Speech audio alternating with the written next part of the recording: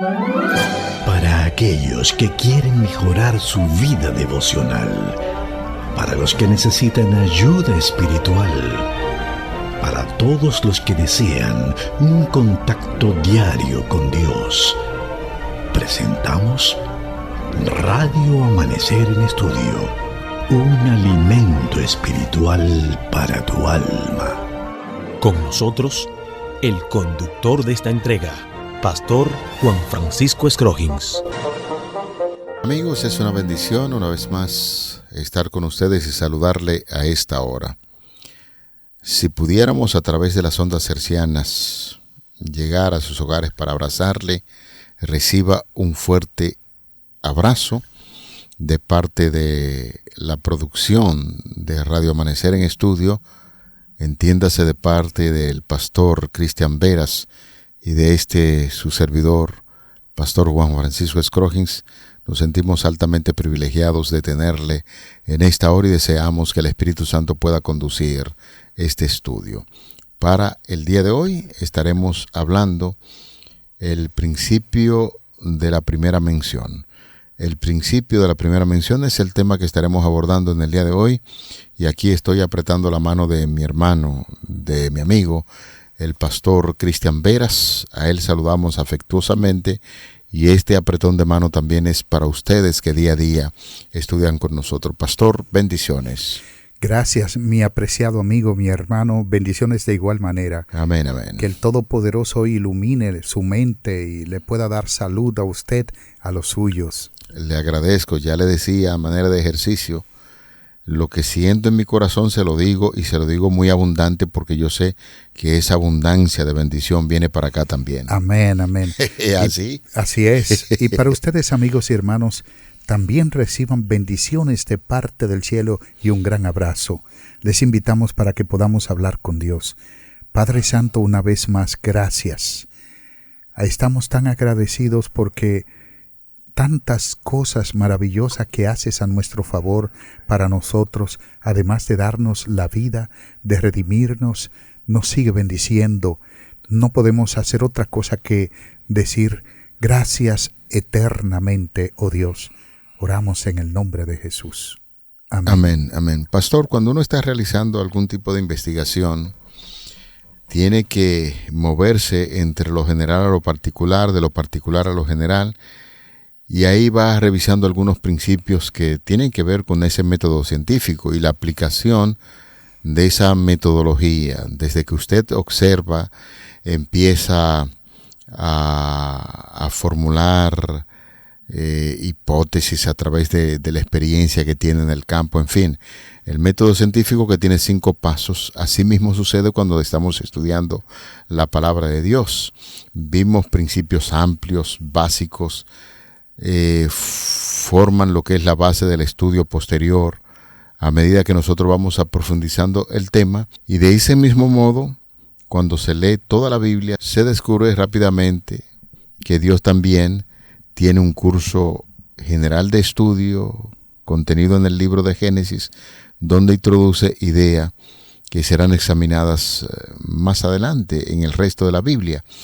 Ahora bien, hay una idea muy importante que se maneja en lo que es la parte introductoria de la lección del día de hoy, cuando hablamos acerca del principio de la primera mención.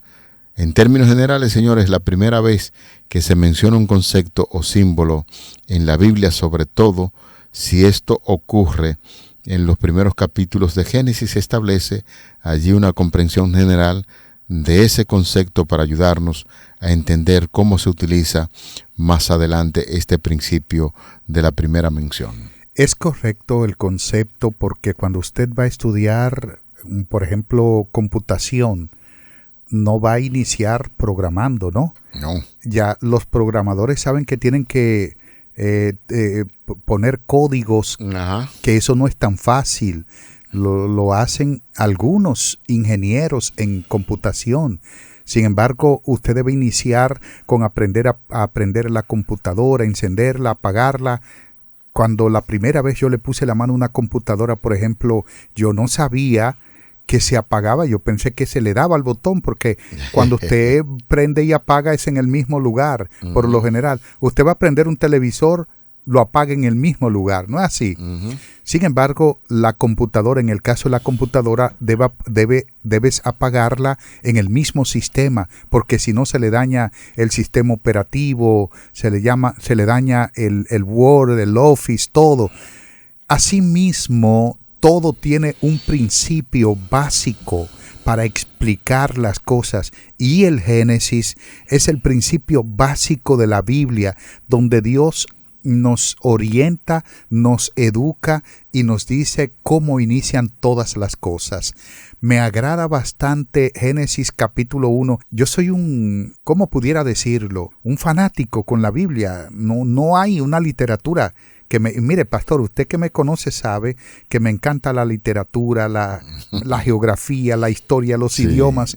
Yo no sé qué no me gusta, pero cuando estamos hablando de la Biblia, no hay otro libro para mí con tanta relevancia, tan importante y que me dé tanta emoción como ella. De manera que cuando Génesis dice, en el principio creó Dios los cielos y la tierra, está el sintagma nominal que está utilizando Moisés para hablar de la Biblia. Él no está diciendo, señores, Dios, Él existe de esta forma. No. Él da por sentado que nosotros sabemos que Dios es todopoderoso, que no es creado, y simplemente dice, Él fue quien creó. Y ya eso nos está diciendo que al Dios crear, todo lo demás tiene un principio, menos Dios. Ujú. La sabiduría tiene un principio. La riqueza tiene un principio. La familia tiene un principio. El mismo diablo tiene un principio porque fue creado. Por eso no merece adoración. Porque quien es creado tiene que adorar y no recibir adoración. Es decir, por eso es que Dios es el único que no es creado. Y la Biblia en Génesis, en el principio, lo que nos está hablando de eso. Ahí está el comienzo básico de todas las cosas. Estaba haciendo una revisión ahí entre los párrafos de la lección de este día y nos llama poderosamente la atención de que, aunque estamos hablando de la ley de la primera mención, pues el autor dice que es mucho más apropiado etiquetarla como un principio o un patrón, pues no es férrea y hay muchas excepciones a esa regla. De manera que ese patrón que parece emerger del estudio general de la Biblia y de la profecía bíblica es que Dios instruye gradual y progresivamente a sus hijos, entregándole información a lo largo del tiempo y a partir de un concepto básico que es amplio. Es ampliado numerosas veces a lo largo de los años o incluso de los siglos. Yo recuerdo una vez, pastor, mientras estábamos dando una clase que usted dijo de manera muy, muy dominicana, de Dios no se revela a los hombres de un cantazo, para decir que el conocimiento es progresivo, es gradual y es así como sus hijos cuando empiezan a estudiar la Biblia y las informaciones que ofrece las Sagradas Escrituras a lo largo del tiempo, a partir de un concepto básico que es luego ampliado numerosas veces a lo largo de los años o incluso de los siglos. Yo le hago una pregunta. ¿Usted te recuerda cuando empezamos a estudiar la palabra de Dios? Allí se hacían clases muy dinámicas y todo el mundo empezaba a exponer sus experiencias. ¿Es lo mismo ahora que el conocimiento que usted ha adquirido que el que tenía cuando estaba empezando? Antes de contestar esa pregunta, yo recuerdo cuando era estudiante que estaba en el distrito, allá se reunían muchos jóvenes en mi casa y siempre me abordaban porque decían como que uno traía siempre algo novedoso. Y yo recuerdo que en aquel entonces pues uno tenía un conocimiento muy limitado de lo que es el texto bíblico. Y ahora digo, wow, ¿cómo va progresando la vida en el conocimiento del texto bíblico? Porque es que definitivo no es de un cantazo, como usted dice. En la medida en que uno se está poniendo en contacto con la palabra de Dios, el tiempo, la experiencia, hace que uno vea cosas mucho más novedosas en las Sagradas Escrituras, porque el Espíritu Santo va revelando esas novedades. De hecho, pastor, quisiera decir que no solamente nosotros, aún los escritores bíblicos crecían en comprensión. Uh-huh. Todos los profetas lo hacían, crecían en comprensión. Un ejemplo de esto es que el mismo Hermes, uno de nuestros maestros, él en una ocasión, ya estoy hablando de hace pocos años, él vino acá a la República Dominicana, estaba dando un seminario donde había otro pastor que era muy estudioso, Justin Whelan. Sí.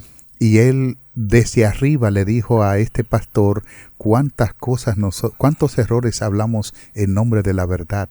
Y eso me llamó la atención. Eso se llama crecer en comprensión. Uh-huh. Y no es él, el erudito Hermes. Estamos hablando de todos los seres humanos.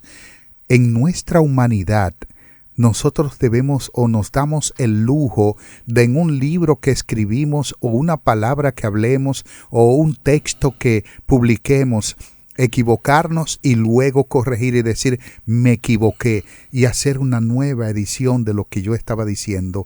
Eso realmente se llama crecer en comprensión. Eso se llama que el conocimiento de la verdad es progresivo. Hoy yo creo una cosa y mañana otra. Y es tanto así que la misma ciencia es de esa forma. Nosotros pensamos, por ejemplo, durante tanto tiempo se pensó la humanidad que la Tierra era plana. Sin embargo, más adelante todo el mundo se dio cuenta que la Tierra no era plana, que era redonda. Uh-huh. El primero en decirlo no fue Galileo, fue Bruno, y fue llevado a la hoguera por esto. Y luego Galileo Galilei, 1642, de igual manera también es llevado al tribunal de la Inquisición porque creyó que la Tierra no era plana sino redonda. Hoy en día hay unas cuantas personas pensando, usted puede pensar lo que quiera, pero hay un satélite que ve la Tierra completa y ese satélite dice que la Tierra es redonda. Eso es así. La Biblia lo dice, la verdad estaba ahí, pastor, el principio estaba ahí. Lo que nosotros teníamos un conocimiento que más adelante se pudo ver con más crecimiento. Esa es la idea. Señores, así con estos conceptos que estamos analizando, usted tiene que mirar la Biblia de una manera diferente. Muy diferente, quizás como lo hacía durante varios años atrás, porque repetimos, en la medida en que nos ponemos en contacto con el texto bíblico y conocemos esa técnica de estudio, tenemos que ir haciendo una buena interpretación, de ahí la insistencia. Por ejemplo, cuando nosotros vamos al libro de Isaías, capítulo 40, los versículos 7 y 8, se nos dice, la hierba se seca y la flor se marchita. Eso es en fisiología, eso está claro. Tiene que ver con el crecimiento de las plantas. Pero, continúa diciendo el texto bíblico, porque el viento de Jehová sopló en ella, ciertamente como la hierba es el pueblo. Sécase la hierba, marchítase la flor, mas la palabra de Dios permanece para siempre. Malaquías capítulo 3, verso 6. Porque yo Jehová no cambio, por esto, hijos de Jacob, no habéis sido consumidos. Y en Hebreos 13:8, Jesucristo es el mismo ayer, hoy y por los siglos. Es interesante esto, Dios no cambia, Dios no muda. En la entrega del trimestre pasado vimos que lo único que cambia no el carácter, sino el pensamiento de Dios se llama el amor. ¿Por qué? Porque Él cambia el lugar del juicio y de la condenación, Él cambia esa sentencia por amor, a misericordia. Eso es lo único que cambia en Dios. Pero el Señor, en el concepto de la verdad y de su carácter, es eterno. Y es lo que está presentando la Biblia. La hierba se puede secar, se puede marchitar la flor, pero la palabra de Dios permanece para siempre. Pero pastor, hay algunas personas que dicen que como que en cierto momento en el Antiguo Testamento Dios dijo una cosa y ahora en el Nuevo Testamento dice una cosa diferente. Nosotros estamos discutiendo eso, que el Nuevo Testamento no tendría mucho sentido sin el Antiguo Testamento. Y en ese caso, conforme a los textos que hemos compartido con los oyentes, se puede reafirmar la idea de que tanto el Antiguo como el Nuevo Testamento permanecen unidos, no hay cambio, así como el Señor permanece para siempre. Evidentemente, Y cuando se estudia algún texto en el Nuevo Testamento que entra en una aparente contradicción con el Antiguo, nosotros en un exégesis nos podemos dar cuenta de que no es así. La Biblia no se contradice a sí misma. De hecho, ningún profeta puede contradecir a otro profeta en la Biblia, y si aparece en la Biblia, yo no creería en ella. Es una declaración muy fuerte. Sí. Pero no hay contradicción. ¿Qué está diciendo esto? Que cuando en la Biblia habla en el Nuevo Testamento de una cosa aparentemente diferente, le está dando la interpretación que le dieron los mismos escritores en su momento. Y yo quisiera, de hecho, aclarar, hay un concepto que se llama 611. Este concepto de 611 es lo que se conoce como la interpretación, los 3 niveles de interpretación bíblica de un texto o un pasaje. Por ejemplo, el primer paso es las palabras originales que dijo el autor. ¿Cuáles fueron las palabras originales que dijo el autor? La audiencia original que escuchó eso que dijo el autor, cómo la interpretó, y la aplicación que tiene para nuestros días. Para usted interpretar un texto, debe conocer estos 3 pasos. Se llama 611. La declaración interesante que da el teólogo alemán Hermann Gunkel, donde él presenta ese paso fascinante de lo que tiene que ver con la interpretación bíblica. No hay contradicción, pastor, repito, no hay, sino más bien que el autor del Nuevo Testamento está haciendo una aplicación, una praxis de lo que dijo el autor del Antiguo Testamento. Es que nosotros no podemos inferir bajo ninguna circunstancia que la palabra de Dios se contradice. De hecho, lo que Isaías, Malaquías y el apóstol Pablo en Hebreos 13:8 nos están diciendo es que Dios permanece para siempre. Dios no anda cambiando, diciendo una cosa y cambiando mañana su opinión. Ya hemos estudiado que hay algunas profecías que son condicionales, que se cumplen conforme a las condiciones que están allí, y eso es claro en la palabra de Dios. Eso no tiene que ver nada con un principio de interpretación cuando Dios establece que las cosas son así. Así es que conforme a lo que nosotros podemos ver aquí en la guía de estudio. Antes de pasar, pastor, a ese trozo de la guía de estudio, me gustaría hablar un poquito más en detalle de lo que les decía del principio del 611. El 611 es, repito, los 3 pasos para una interpretación, el cómo fue escuchado por lo que significó para el autor original, para la audiencia original, qué entendieron ellos, y para la aplicación a nuestros días. Hay un teólogo llamado Clinton Baldwin que él escribe lo siguiente. Él dice: los libros escritos para el antiguo pueblo de Dios estaban destinados a ser comprendidos por ellos. Oiga eso.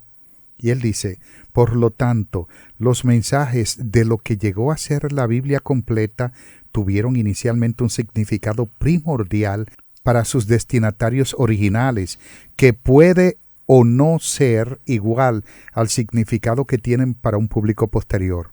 Oiga eso. Sí. Y entonces dice, por ejemplo, palabras como cielo nuevo y tierra nueva, juez, templo, santuario, pacto, ley, día, palabra de Dios, eterna, etc. Isaías 65:17 al 22, 66:22 al 24, Jueces 1, Levítico 25:28, Isaías 8:20, Jeremías 4:2, en fin. Luego dice él, a veces tenían significados diferentes para la gente del Antiguo Testamento de lo que generalmente se entiende hoy. Y eso contesta a la pregunta que usted me hizo de una aparente contradicción. Escritores del Nuevo Testamento, personas que perciben una interpretación diferente en el contexto del Nuevo Testamento al del Antiguo. Perfecto. Pues le decía que el autor de la guía de estudio presenta unos párrafos bien interesantes en relación a lo que estamos estudiando en este día, el principio de la primera mención. Ya recordamos que prefiere utilizarse una expresión diferente como propone el autor de la guía de estudio.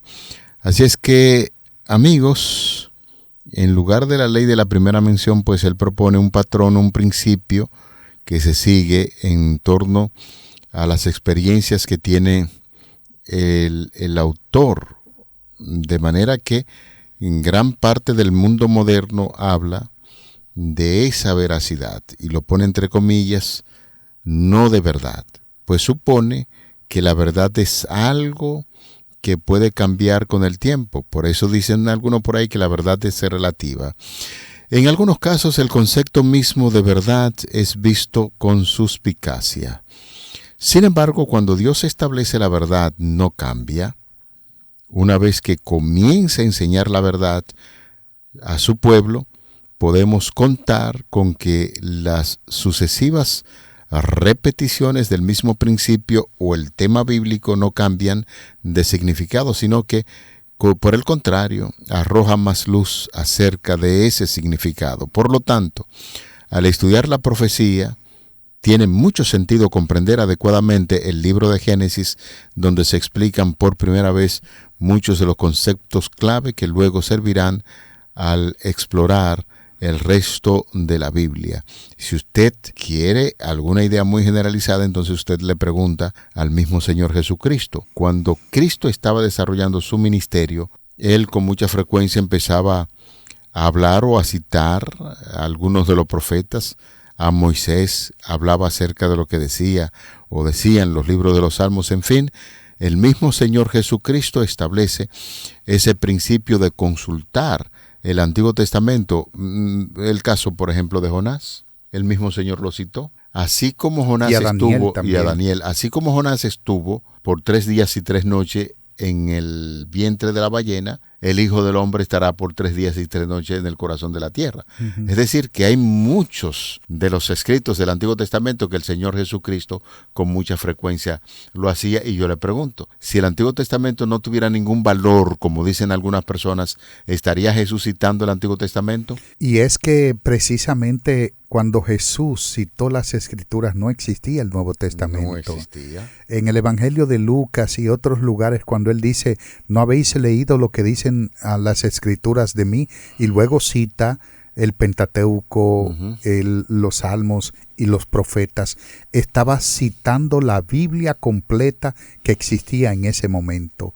Y entonces Lucas, más o menos por el año 50 y algo, es que comienza a circular los escritos de su evangelio. Eso nos habla de que Jesús estaba citando el Antiguo Testamento, los profetas citaron el Antiguo Testamento y todo eso. Cuando Jesús dijo en Juan 5:39, escudriñad las Escrituras, porque a vosotros parece que en ellas tenéis la vida eterna y son las que dan testimonio de mí. Jesús estaba invitando a hacer un estudio intrabíblico del Antiguo Testamento. Hay algunas versiones que lo traducen de la siguiente manera. Uh-huh. Ustedes estudian las Escrituras porque en verdad ellas dan testimonio de mí. Sí. Es decir que de alguna manera u otra, como usted quiera traducirlo, lo cierto es que lo lleva a hacer el énfasis que hay que estudiar las Escrituras porque ciertamente ellas dan testimonio de Jesús. Seguro, y cuando Cristo está diciendo que dan testimonio de Él, está hablando de sus profecías mesiánicas, uh-huh, lo que tenía que ver con el cumplimiento cabal de lo que Él estaba haciendo. 2 profecías mesiánicas rapidito, por ejemplo. La primera, Génesis capítulo 3, versículo 15, que es la llave maestra de todas las profecías bíblicas. ¿Dónde está el cumplimiento de Génesis 3:15? Apocalipsis capítulo 12.